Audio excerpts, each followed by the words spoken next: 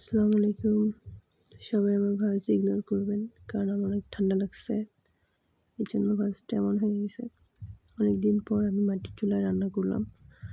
তাও দেশি মুরগির ঝাল মাংস নতুন আলু দিয়ে। আমাকে আমার মা অনেকটা হেল্প করছে। তা না হলে আমি এভাবে রান্না করতে পারতাম না। কারণ আমি মাটির চুলায় রান্না করে অভ্যস্ত না। সম্পূর্ণ এটা আমি নিজের ইচ্ছা মতোই করছি। কারণ আজকে আমার শরীরটা অসুস্থ ছিল। সে আমাকে রান্না করতে বলছে। সে পাশেই বসা ছিল। বাদবাকি কাজটা আমি সেরে ফেলছি এবং সে আমাকে বসে, বসে অনেকটা সাহায্য করছে। এক হাতে ফোন, রান্না প্লাস আগুন সাইডে। অনেকটা কষ্ট হয়েছে যদিও।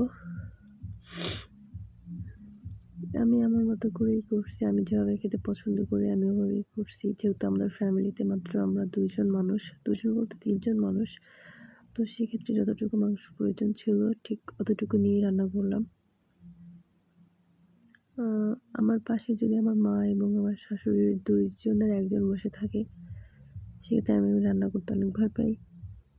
কারণ ওরা অনেক সিনিয়র অ্যান্ড আমি আসলেই ওদের সামনে এভাবে রান্না করে খুব একটা মজা পাই না। অনেক ভয় লাগে। তো এই যে আজকে রান্না করতে, করতে ভাবছি ঝাল কম দেব, কিন্তু একটু ঝাল হয়ে গেছে বেশি। এভাবে মাংসটা দেখলে মনে হয় যে অনেকটা ঝাল হবে কিংবা বেশিই ঝাল লাগবে, কিন্তু ঠিক ততটাও ঝাল হয় নাই।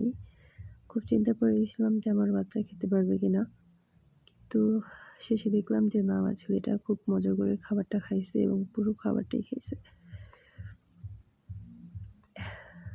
আমার রান্না দেখে কেউ হাসবেন না, কারণ হুটহাট রান্না করলে অনেক কিছুই অগোছালো থাকে। তো যেহেতু এটা গ্রামের বাড়ি, এখানে যে নর্মাল সাধারণ রান্নাঘর যেমন হয় ওরকমই হবে এবং রান্না করার স্টাইল আমারটা একটু এলোমেলো আসবেই, কারণ আমি প্রতিদিন রান্না করি না, খুব মাঝে মাঝে রান্না করা হয়। এই যে এটা দেখলে মনে হয় যে প্রচুর পরিমাণে ঝাল হবে এটা ওইটা, কিন্তু আদৌ ওরকম ঝাল ছিল না। মানে আমরা বড়রা খেতে পারবো, কিন্তু বাচ্চার ক্ষেত্রে একটু বেশি হবে, এটাই স্বাভাবিক। শেষে যে আমার মাংস রান্না শেষ, এরকম হয়েছে রংটা, অ্যান্ড খুব মজা হয়েছে। আমারটা আমি নিজেই বললাম। আল্লাহ হাফেজ।